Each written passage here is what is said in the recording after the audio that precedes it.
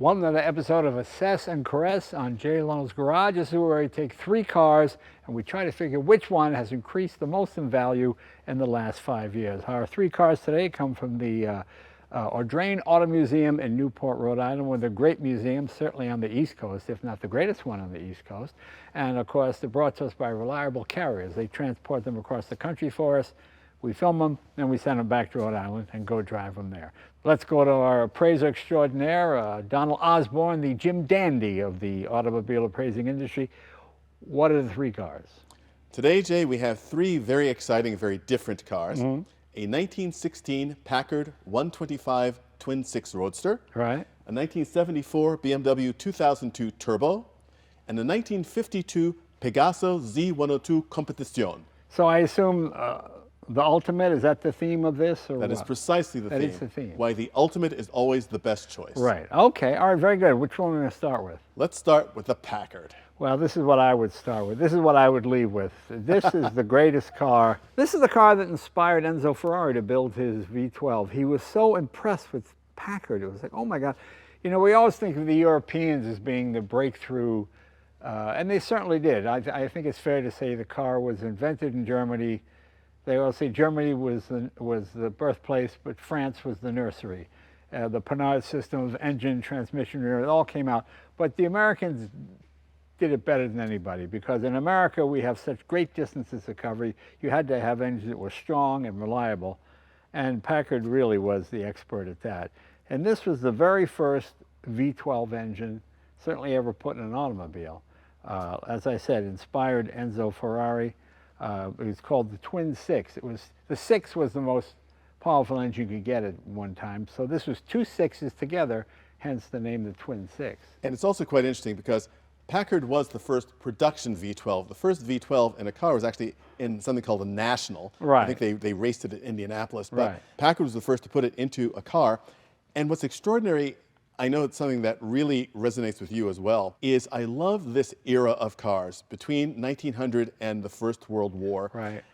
The pace of development was so rapid. I mean, realizing that the first Packard was 1899, a single cylinder, and by 1916, a V12. Right, Just right. absolutely extraordinary. This particular car is one of the sexiest of the Twin Six models. The short wheelbase Right. Roadster is just an absolutely extraordinary car, and it has a certain, I won't say contemporary feel, but it does not feel like No, a not at all. pre-World War I car. You know, I like the old memorabilia. I collect a lot of the old magazines. And the 1913 Mercer was considered the pinnacle of automobile. You couldn't get any better than that. I mean, it was smooth. It was almost a 100-mile-an-hour car, four-cylinder. So, and yet just 3 years later, you had a 12. Amazing. And amazingly quiet, refined, just a fantastic car to drive. And people think about performance today in sheer numbers generally, but also considering the contemporary cars of the time. This car has amazing performance. I've been fortunate enough to drive this car. The Audrain showed it and won second in class at the Pebble Beach Concours d'Elegance a few years ago. And I drove this car on the 50-mile Pebble Beach tour down to Big Sur and back.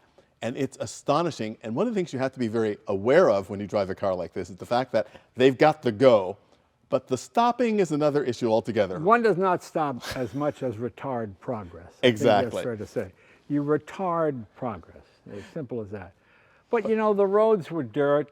A lot of cars didn't have front brakes for two reasons. One, it would cause the car to skid more if the front brake locked up on dirt.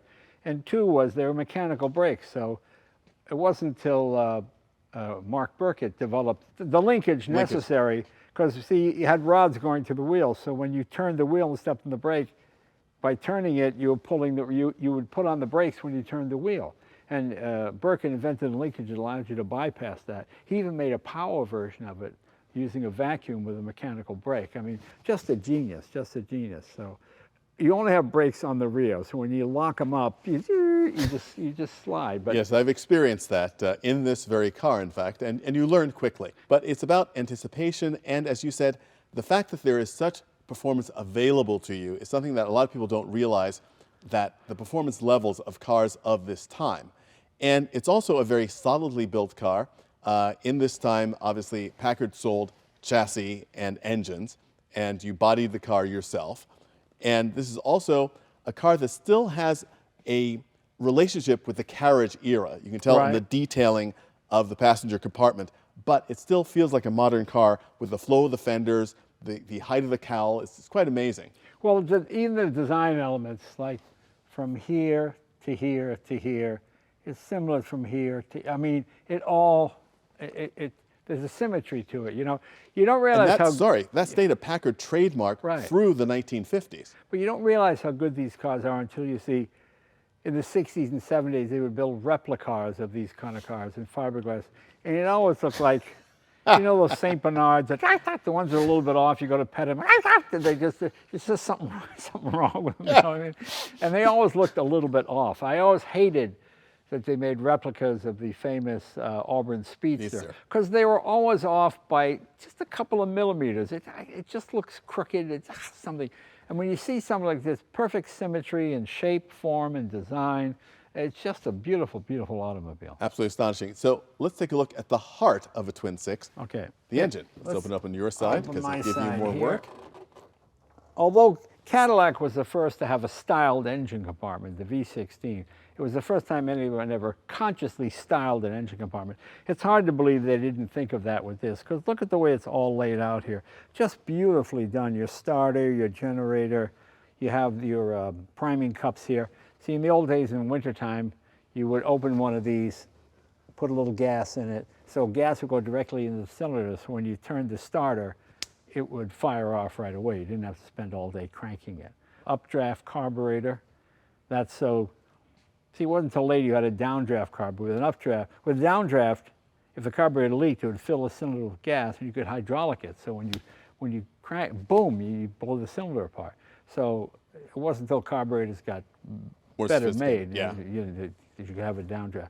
But just a beautiful point. Look at this thing. And you know, you talk about the Harley Earl and styling the Cadillac V16 engine compartment, but this is also, I think, not a leftover, but I think the inheritor of the fact that when great mechanical devices were made by craftsmen back in the 19th century, they were all extremely well finished. Right. And I think that's what this is. This is the engine room, like a great ocean line. This is the engine room of this Packard. Yeah. So the people that built this engine wanted it to be something that they were very proud of what it was doing and how it did it. And again, from the first single-cylinder and two-cylinder cars, the development of the aesthetics was absolutely amazing. That's right. And since you're paying guys like 10 cents an hour, you could have 1,000 acorn nuts to tighten. Yeah, that's all right, no problem. You weren't paying his health, welfare, you know, dental coverage. You didn't have any of that, you know. So you could just spend all day working on things.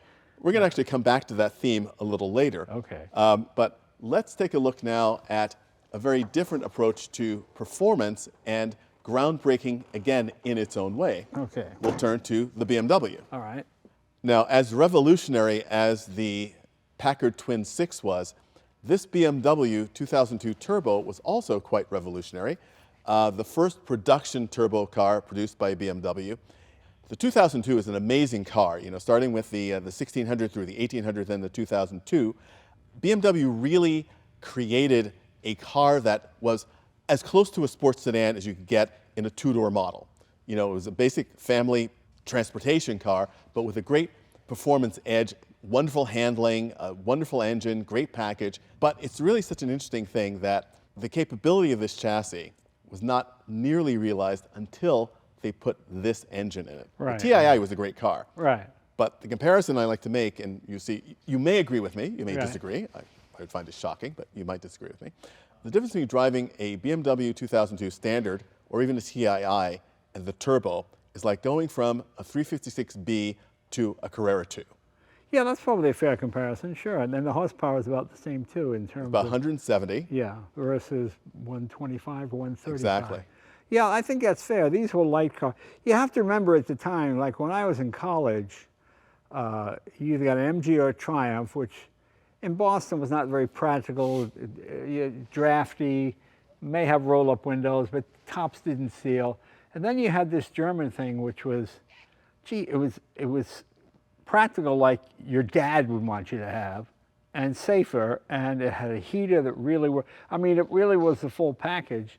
and you sat bolt upright in this thing. I mean, you could see out all the greenhouse here was unbelievable. Absolutely astonishing. So many people have copied it. It's diluted it by the time you go back to the, we go to the original and go, oh, it just seems sort of slow. Well, it is sort of slow, but it wasn't compared to what was around. I mean, MGs had 85 horsepower or whatever, and this would be 130. So they were actually quite quick. Yeah. Now, the thing was also, because of the range of power plants available, these cars went from the slightly unaffordable to the incredibly unaffordable. Right. I remember quite vividly, I had a neighbor when I was in college who had a BMW dealership. And knowing how these things work, you know, offering the candy to the baby or the taste to the addict, he came home one weekend with a persimmon metallic 2002 Tii. Right. I said, wow, a neat car. He said, oh, would you like to have it for the weekend? I said, sure. So I drove it around for the weekend, fell madly in love with the car, thought it was absolutely fantastic. But it cost, in 1974, $4,300, which was That was a lot of money. That was Buick Electra 225 territory. Exactly. I ended up buying a Volkswagen Scirocco instead for $3,500. Right. But what you got in terms of the value for money for these is absolutely outstanding and something almost impossible to imagine today. They were handled, they fast. Vermont, New England, any place there was snow, these were the go-to vehicles. These and the Saab, you know. And these are rear-wheel drive. Yeah. But wonderful to slide around with, just great handling cars.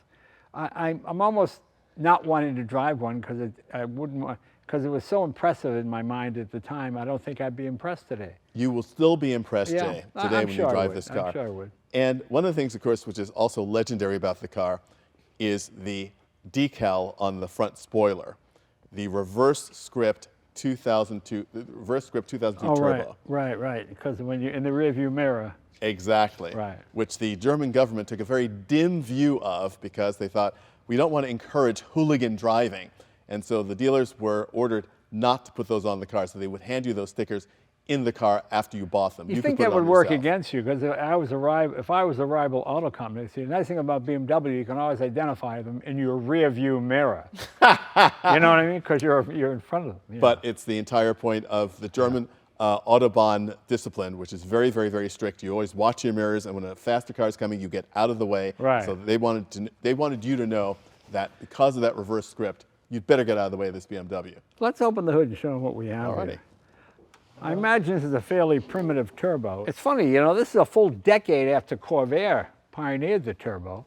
I imagine this does not have a wastegate either, does it? No, it still doesn't. But it's also amazing to look at the packaging here, because we are so used to overfilled engine compartments today, and everything is right here, right in front of you. And this is also the time, 1974, when turbos were a bit on-off. Right. But this car actually delivers its power in a way that is not totally shocking or disturbing. Right. So, you know, you get into it, you drive it much as you drive, let's say, an Italian car that delivers most of its power at the high rev zone. Right. So you know when it's going to come on and how you can handle it. And it's an extraordinary thing. Oftentimes, BMWs are modified by their owners because they're very enthusiastic drivers. They want to get the most out of it and personalize the performance aspect of their cars. With the 2002 turbos, however, most of them are very original because people recognized very early on these are very special cars. What you have to look for in looking at a 2002 turbo is to make sure that it's always had a well-maintained life, because these cars were very powerful when they were new, and a lot of the engines were blown up. You know, it's funny, I remember when the 930 Porsche turbo came out, they wanted to ban it because it was 240 horsepower, which was crazy. You know, I remember reading on I have that Maserati 3500 GTI, and it says right at the top, why anyone needs a car with 220 horsepower is beyond me, but I'll take it, you know, the article, because it just seemed so incredibly fast at the time. I mean, we live in an era now, you have 1,000 horsepower vehicles, Hellcats and Teslas, so it's hard to put it in perspective. 500 horsepower family cars. Right. But again, thinking about this in 1974, 170 horsepower in a lightweight shell. Right. But these are extraordinary cars, and again, very much the ultimate of the 02 series. All right, very good. Now let's take a look at our final car of the day, a Spanish supercar. Let's take a look. Jay, this is a car that many people have never heard of, much less seen. Pegaso was a really interesting project initiated by the Spanish government after World War II to help develop their national truck business, Right. ENASA. And to do that, they called upon the services of a brilliant engineer, a fellow named Wilfredo Ricard. Odd character. Odd character, Very indeed. unpleasant fellow. Well, yeah, I've never read anything about him where people said, Uncle Wilfredo was a terrific guy. No. He never wore the same pair of socks. He bought new socks every day. He would wear socks, just throw them away. My favorite Ricard story, of course, Yeah. is like most people's, the fact that he wore crepe-soled shoes. Wilfredo Ricard was the chief engineer for advanced projects and racing at Alfa Romeo before World War II. And of course, Enzo Ferrari was running the Scuderia Ferrari, the Alfa Romeo race team. And they detested each other, which is not really good for the competition in the team. Apparently, it's probably an apocryphal tale, but apparently when Enzo Ferrari asked Ricard why he always wore those strange crepe-soled shoes, he said it was to cushion his brain because he was a genius. That's Didn't right, have yeah. His brain jostled by steps. Right. He was a guy who, and I know you'd appreciate this, a guy who never found a simple solution the best answer. Right. He wanted to do things as complex as possible. Exactly. He designed all sorts of Formula One cars for Alfa Romeo, one of which actually got into production, a V12 before the war, and then he had a V16 on the drawing boards that never got built, and it was just all about complexity. And this is a classic example of one man can't do it all. Brilliant engine, transmission, styling not so much. This car looks kind of like a Disney Utopia car. It doesn't have the Italian flowing, sexy lines. I mean, it's a handsome enough car. Yeah. But you don't buy this because you buy this not what it looks like, but what's under the hood. Well, and we'll get under the hood, the real heart of this car in a second. I happen to like the way this car looks. It's certainly not pretty, but it's got this sort of brutalist functionality. Much like that I really yourself. like. Well, no, I'm beautiful. Yeah. And I have a brutalist functionality. I combine them both. Right. There was a reason why Ricard, obviously being very familiar with the Italian coach builders and the French coach builders during his days at Alfa Romeo, actually chose Carrozzeria Touring in Milan and then Saucik in Paris to do the bodies for most of the cars that they sold to customers. The early cars they sold to customers were designed by him, like this coupe, built by ENASA in Barcelona. And this in the old Hispano Suiza factory. The old Hispano Suiza factory, exactly. And this is, of course, one of the goals that Ricard had in producing the Pegaso sports car was to train engineers in sort of extreme conditions and very sophisticated projects that they could bring some of that knowledge and energy into the truck business. Right. Now, today, no board of directors would ever say, okay, we want to develop our truck, so let's have our engineers work on a 4-cam V8 transaxle sports racing car. Surely we'll get a lot of return from that. Right. Well, you talk about over-engineering. Classic example is this hood latch. Instead of just having a buckle, as every other car has, you have this. It's a shaped cam. You have you have a cam that you pull this down. It then seizes the. I mean, it just It gets even better once we open it up and we see the yeah, support on. What do you see under this But hood? the idea was that he would, especially since his arch nemesis Enzo Ferrari had started his company and was successfully marketing GT cars and winning races, his car, the Pegasos, or Pegasus in Spanish, had to do both. They were going to be road-going GT cars for the highest level of the conoscenti and very functional and winning race cars. Right. Pegaso was never a winning race car. Right. It was a combination of Ricard's over-engineering and a lack of development and a lack of will, frankly, on the part of the Spanish government to keep supporting the idea of a racing program. But I know that one of the things that is a favorite of yours, because we both love the Jaguar XK120, and the fact that it was the fastest production car with the record set in the Jabbeke Road in Belgium. Right. Well, for 2 weeks, the Pegaso was the fastest production car because they set 153 miles per hour with a stock roadster on the Jabbeke Road. Unfortunately, it was a few weeks before the London Motor Show, so Jaguar very quickly got a car together, shipped it to Belgium, and beat the record at 170 miles per hour just so Pegaso could not say they were the fastest production car. And this was a 5-speed? God bless Wilfredo Ricard. It's a 5-speed, non-synchro box with a dogleg reversed pattern. Yeah. So anything that could make it more complicated for the driver, Yeah. Ricard did. So it's a noisy gearbox as well. It's very noisy, Yeah. and this is a car, they built 3 of these lightweight competition coupes, and lightweight is relative because one of the Pegaso's problems in competition was the fact the car is very heavy. Right. You can see in this car, everything is drilled to within an inch of its life for lightness, and this is one of 2 cars plus a backup that they entered into the 1952 Monaco Grand Prix, which that year was run for sports cars rather than open-wheeled cars. Right.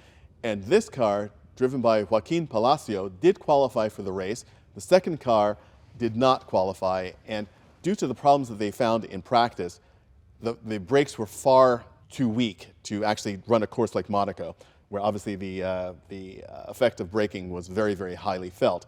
And so they withdrew the cars. They had been entered in Le Mans, which was going to happen a few weeks later, and instead they entered some roadsters instead, figuring that they would be more effective.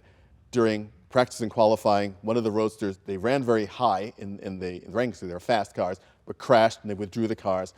And they really never appeared at high-level international racing again. And these are so complex to restore.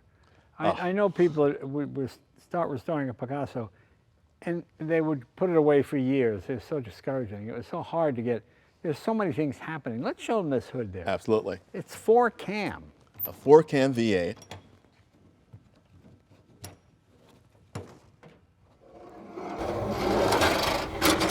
Well, look at that motor. You know, I remember seeing one of these on an engine stand, and I just thought it was the most fascinating engine. It looked like something that was built in the 60s or 80s. Absolutely. It's a late 40s, early 50s. Pretty amazing. It's an astonishing design, and realizing that Wilfredo Ricard took, obviously, a lot of the ideas that he had for Alfa Romeo for post-war models, it's easy to think that this is probably the kind of idea that he would have had for Alfa to replace the 8C after the war. Right. And Alfa didn't go in that direction. But you look at this engine, you know, a quad-cam V8. This example is fitted with 4 dual-barrel carburetors with a ram air induction system to help cool the engine, and very, very cleverly done with a scoop that comes up through the top of the hood and then into a box on top of the bottom of the hood to feed the carburetors directly. Right. It's got the race access for the water and oil through the hood, everything that you could possibly do to make this car ready, but unfortunately, they just didn't have the capability or the time to really... Well, you know, this is an example of, we've kind of seen this in the modern age with Fisker. Engineers are not necessarily designers, and designers are not necessarily engineers. And for one person to have all those skills is so rare. You know, this is engineering complexity taken to the 10th whatever degree, whatever you want. Styling-wise, it's acceptable. It's a nice-looking car. It doesn't knock your socks off the way the equivalent of my Bertone or Pininfarina, any of those where you go, oh my God, and what's the engine? Oh my God. This is really just about the engine. It looks like anybody could have designed this body. It doesn't look like the genius who designed the engine. I don't mean that to be insulting, but it No, just doesn't. It's perfectly understandable. And as you mentioned with the Packard about all of the nuts and when you had a large labor force, one of the things also that Ricard quite successfully employed in this project, by the way, in the entire production run of Pegaso from 1951 to 1957, they only made about 80 cars. Right.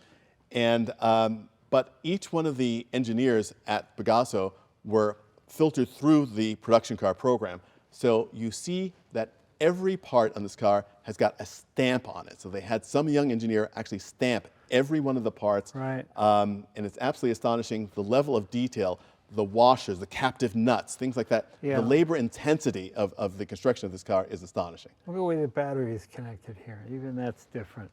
Yeah, just fascinating. Everything at the back of the engine here. Look at this. Yeah, I love the way they take the drive off the back of the engine, back of the cam for the generator. Yeah, yeah. And again, talking about the spec, rear transaxle, Right. inboard brakes. I mean, it's just absolutely astonishing. Now, of course, those inboard brakes are also part of the problem with the braking and cooling. So you see that these scoops are set into the rear fenders in an Right. attempt to bring air to the rear brakes. And it's almost too much engineering. That was the genius of W. Bentley. Big, just made a bigger engine, stronger, more powerful. You know, and that's why it ran races. That's why they're endurance races. This thing is so fragile. There's so many whirring, spinning. You've got cams and four camshafts. I mean, amazing. What is the basic rule of thumb? To finish first, you must first finish. Right, right. And that's the part that Pegaso never was able to put together. Right, right. The cars ran really fast. They ran really well when they ran. Yeah, you meet plenty of people that have Pegasos, but not many have them running. So the fact that the Audrain actually took the time and effort to make this a driving automobile, I think is just fantastic. And of course, this also came from the Begovic collection as well. Right, right. Nick Begovic, a great collector. And but again, there were 2 Pegasos. Begovic had them 40 years, never got them running. Correct. You know, so yeah, it's pretty amazing. And I also want to give a nod to the superb team at RM Restorations in Canada that restored this car. Yeah. The level of research is absolutely astonishing. And looking at the historical pictures of this car at Monaco in 1952, they painted the roundels on in the pits. And so obviously the car was already painted and they had to do it very quickly. So the paint actually dripped through the hood gap onto the bottom. And so that was exactly reproduced by the folks at RM. It does sound like a girl group from Detroit. The Rondels, the Rondels. Yeah. But it's an extraordinary thing. And again, an example of sort of the ultimate version of an extraordinary car. Well, that's certainly true. So Jay, the 3 vehicles we have today are certainly the ultimate examples of their type. And it'll be very interesting to see how the market looked at these cars in the last 5 years. Our 1974 BMW 2002 Turbo, our 1916 Packard 125 Twin Six Roadster, and the 1952 Pegaso Z-102 Competition. Oh, this is a little tricky because these are the type of vehicles, if you find one, you just pay whatever the guy's at. You're not going to find another one. There aren't any more. So the idea of, oh, I'm going to wait, it's going to go up, it's going to go down, it's a little tricky. Well, using a ridiculous 5-year thing. Thank you. Let me see. The BMW might be the one because I remember when those were inexpensive and they got a little pricier and then a little pricier. That could be the winner. With one of these have always been valuable. And of course, this being the rarest model, I might pick this one. I mean, there was a time you could have gotten this car for $250,000. It's probably $600,000 or $700,000 now. I'm going to go with this one. Of course, the Pegaso hasn't been sold in years, so I don't know what it would be. I can't tell. I think it's always been an extremely rare, valuable car, at least since the 90s. So I would. Number 1, number 2, number 3. Number 1, the Packard. Right. Number 2, the BMW. Yeah. Number 3, the Pegaso. Right, right. Because again, it's not which is worth the most money, which has come up the most. Okay. Precisely. All right, let me hear what you have to say. All righty. So, 5 years ago, a 2002 Turbo might have been bought for about $195,000. Not Today, much, it's a $250,000 car. Okay. Wow. Remember, a lot of them were blown up when new, so to find a good, original, proper car is very difficult. The Packard, 5 years ago, a Packard like this might have been found for about $350,000. Today, a minimum of $475,000 would be required to buy one like this. Gee, I think people would pay double that for this car. It is so rare and unique. All right, again, I'm all over the map here because there just aren't any of these. So the idea that one would be worth less than another, because there isn't another. You're not going to find another one. What do you got on the Pegaso? The Pegaso 5 years ago might have been $975,000. Today, it'd be $1.1 million. Okay. Now, again, we're not talking about the value of the car, but the percentage of increase. So that makes the BMW the number one? The Packard is the winner. Oh, the Packard is the winner. Okay. And quite interestingly, because... Oh, that's what I said. As we were just... You were correct. Can you imagine? I'm so stunned. But it's one of those things that interest in pre-World War I cars, brass era cars, has grown exponentially. And as in any case of collecting, the best of the best always bring the highest prices. I do not doubt at all, nor disagree with you, that this car, if offered for sale, could go for far more than $475,000. Right. But it's one of those things that it's so interesting that the most valuable car, the Pegaso, is not the one that's shown the most increase in value because that car trades in a very, very, very small market. Right, right. This trades in a much wider market and a growing market. And the BMW is simply so rare for condition, you have to, as you said, Yeah, pay what someone asks. And the other thing is, we live in an era now. When I started restoring cars, paying a restorer $25 an hour, then it went to about $45 an hour. Now you're at $125 to $150 an hour. So you couldn't restore this car for anything under $1 million today. And you're talking about a time when you're just paying for the hourly labor rate. Right, right. When you get to cars like the Packard and the Pegaso, where you are making a lot of parts which no longer Right, exist, right. then it becomes exponential. But I think it's a really terrific comment on the market itself and the way the market responds to cars. We talk about these cars all the time, about what they mean to us, but it's really great for me, and I think for you, to see that the market rewards the best. Right, and of course the most important part, I was right. Accidents happen.